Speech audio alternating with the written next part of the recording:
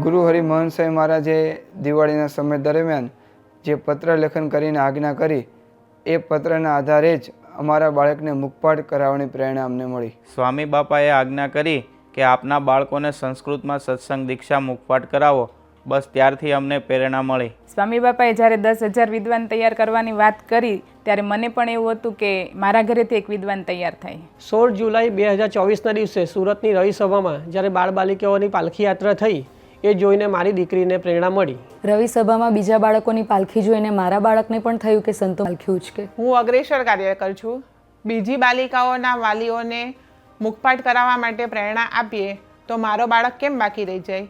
તે માટે મેં મારા બાળકને સત્સંગ દીક્ષાના શ્લોકનો મુખપાઠ કરાવવાનો શરૂ કર્યો. બાપાએ આજ્ઞા કરી તેથી અમે મુખપાઠની શરૂઆત કરાવી.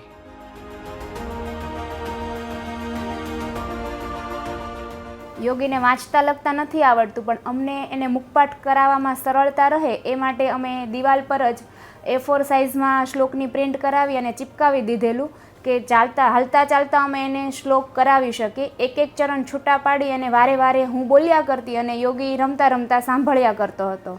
અમે જે દિવાલ પર શ્લોકની પ્રિન્ટ લગાવી હતી ત્યાં એ જગ્યા પર જ અમે યોગીને તમામ ક્રિયા કરાવતા હતા. એને જમાડવાનો છે, કપડાં બદલવાના છે, નાસ્તો કરાવવાનો છે, ઘણીવાર બેઠા બેઠા ગેમ રમાડવે, બધું જ અમે એને ત્યાં બેસાડીને જ કરાવતા કે સાથે સાથે શ્લોક પણ થઈ શકે. અમારા બંને બાળકો અતિ ચંચળ છે, એક જગ્યાએ સ્થિર બેસે જ નહીં, એટલે અમે નક્કી કર્યું કે એમને રમતા રમતા જ આપણે મુખપાઠ પૂર્ણ કરાવવો.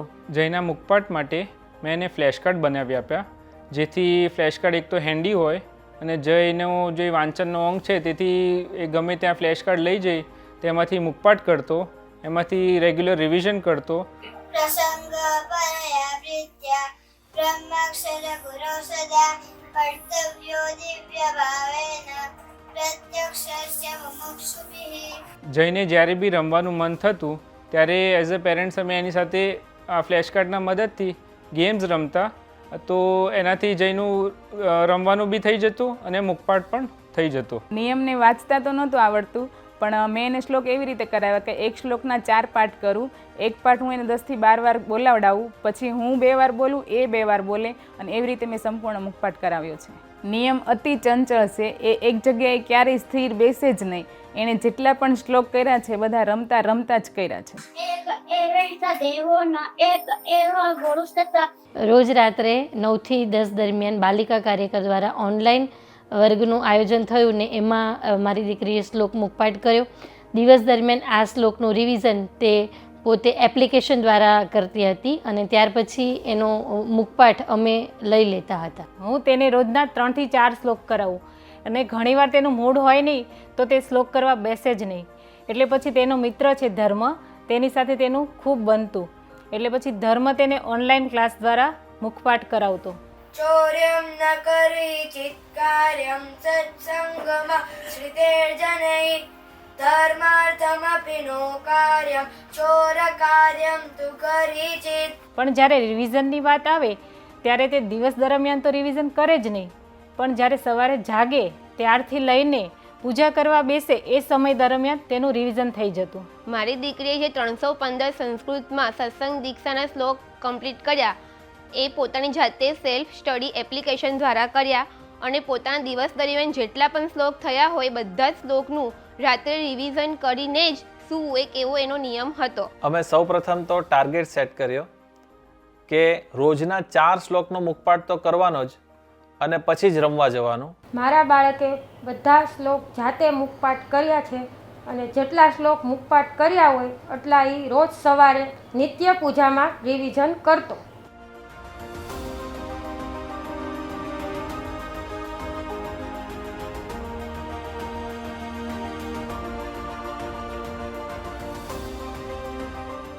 હા, આવું તો રોજ અમારે બનતું. ઘણી વખત ના પાડી છે, પણ અમને સતત બીક રહેતી કે ક્યારેક ગુસ્સામાં આવીને ના ન પાડી દે.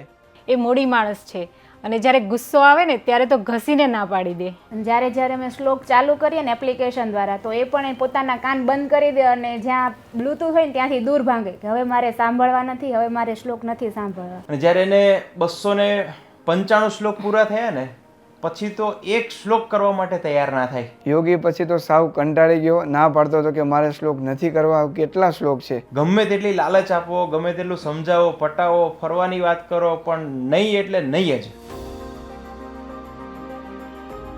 એટલે મેં તેના મિત્ર ધર્મને વાત કરી. એટલે ધર્મ કહે કે આંટી મારા ઘરે મોકલી દો, એટલે હું અને મારા મમ્મી થઈને કરાવી દઈશું શ્લોક. એટલે છેલ્લા 20 શ્લોક એને મિત્રના ત્યાં પૂરા કર્યા. અને એ જ્યારે બહુ કંટાળો થાકી જતો ને ત્યારે મને પણ એટલો કંટાળો આવતો, ત્યારે હું પણ રડતી અને હું એને હાથ જોડીને એમ લાગતું તું કેમ, તો હું પગે પડું પણ તું શ્લોક કર. પછી તો અમે પણ મૂંઝાઈ ગયા કે શું કરવું.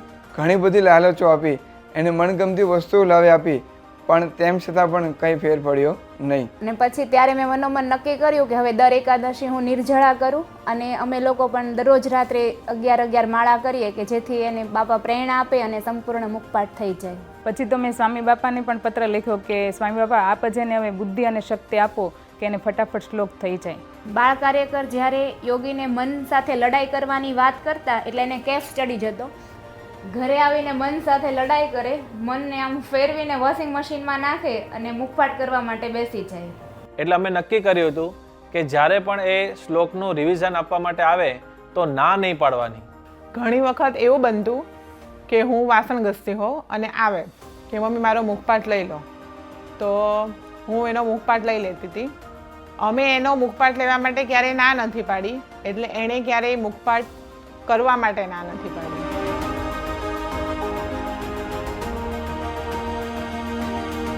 મારી દીકરી જ્યારે સ્કૂલેથી ઘરે આવતી તો જમવા બેસે તો ટીવી જોયા વગર એના મોંમાં કોળીઓ પણ જાય નહીં. પરંતુ જ્યારથી સત્સંગ દીક્ષાના મુખપાઠની શરૂઆત કરી ત્યારથી એનું ટીવી જોવાનું સદંતર બંધ થઈ ગયું છે. એક વખત એવું બનેલું કે દેવ મને એમ કહેતો કે મમ્મી સવારે વહેલા જગાડી અને મને શ્લોકનો મુખપાઠ કરાવજો, કાલે સવારે મને 5 વાગે જગાડજો. એટલે મેં રાત્રે હજી 10:30 એને સુવડાવેલો અને 12:30 થયા ત્યારે એણે જાગીને નાહી લીધું અને પછી મને આવીને જગાડે છે ને પછી મને કહે છે કે મમ્મી હવે તમે જાગી જાઓ, તૈયાર થઈ જાઓ ને હવે મને શ્લોક મુખપાઠ કરાવો. એટલે મેં દેવને કીધું કે બેટા અત્યારે તો રાત્રે 12:30 થયા છે, તું સૂઈ જા, આપણે કાલે સવારે 5 વાગે જાગશો ને ત્યારે હું તને શ્લોકનો મુખપાઠ કરાવીશ. અર્ચાના ફ્રેન્ડની મમ્મીને ખબર પડી કે અર્ચાના 315 શ્લોકનો મુખપાઠ પૂરો થઈ ગયો છે, તો તેણે પોતાની દીકરીને કહ્યું કે તું અર્ચા જેવી બનજે અને અર્ચાને જ તારી ફ્રેન્ડ બનાવજે. આ વાત સાંભળીને અમને પણ ગર્વની લાગણી અનુભવાઈ. મારા બાળકને છે ને ગુસ્સો બહુ આવે, તો જ્યારે કોઈ પણ કાર્ય કરતો હોય કે પ્રોજેક્ટ કરતો હોય અને એને જો ગુસ્સો આવ્યો હોય ને તો એમ કહે કે હવે હું આ કામ નહીં જ કરું અને ન જ કરે. પણ સત્સંગ દીક્ષા કરતાં કરતાં એક એવો ચમત્કાર સર્જાયો છે કે આખા સત્સંગ દીક્ષા મુખપાઠમાં એક પણ વખત એણે એવું નથી કહ્યું કે હવે હું સત્સંગ દીક્ષા નથી જ કરવાનો. ઉલટીકના એવું બન્યું છે કે જ્યારે એને ગુસ્સો આવ્યો હોય ને ત્યારે એમ કહે કે હું હવે આજે 10 શ્લોક મુખપાઠ કરીને આપીશ. મુખપાઠ કરવાથી અમારા બાળકની યાદશક્તિમાં ઘણો સુધારો થયો હોય એવું લાગે છે. નિયમના મેમરી પાવરમાં તો જબરજસ્ત વધારો થયો છે. સાચી વાત છે. પહેલાં સ્ટાર્ટિંગમાં એ 3 કલાકમાં 1 શ્લોક કરતો, પછી 1 કલાકના 3 શ્લોક કરતો થયો અને છેલ્લે તો એ 1 દિવસના 20 શ્લોક કરતો અને છેલ્લે એણે 3 દિવસમાં 65 શ્લોક કમ્પ્લીટ કરીને 315 શ્લોક સંપૂર્ણ કર્યા. મેમરી પાવર ખૂબ જ વધી ગયો છે અને બંને બાળકોને સંસ્કૃત અને ગુજરાતી સ્પષ્ટપણે વાંચતા આવડી ગયું છે. મારી દીકરીનો જ્યારે મુખપાઠની શરૂઆત થઈ ત્યારે તેને ફક્ત ગુજરાતીમાં કક્કો જ આવડતો હતો, પરંતુ જ્યારે 315 શ્લોકનો મુખપાઠ પૂર્ણ થયો ત્યારે તેને ગુજરાતી વાંચતા પણ આવડી ગયું અને સંસ્કૃત વાંચતા પણ આવડી ગયું. નિયમને 315 શ્લોકનો મુખપાઠ પૂર્ણ થયો ત્યારબાદ એના મમ્મીને તે વારંવાર જણાવતો કે મને તો અક્ષર પુરુષોત્તમની લત લાગી છે. મારા બાળકને 210 નંબરનો શ્લોક બાપાએ સપનામાં આવી મુખપાઠ કરાવ્યો. ઉત્સાહાદાદરાત કુર્યાત સ્વાભ્યાસં સ્થિરચેતસા વ્યર્થતામ ન નયેત કાલમ વિદ્યાર્થી વ્યર્થ કર્મસુ.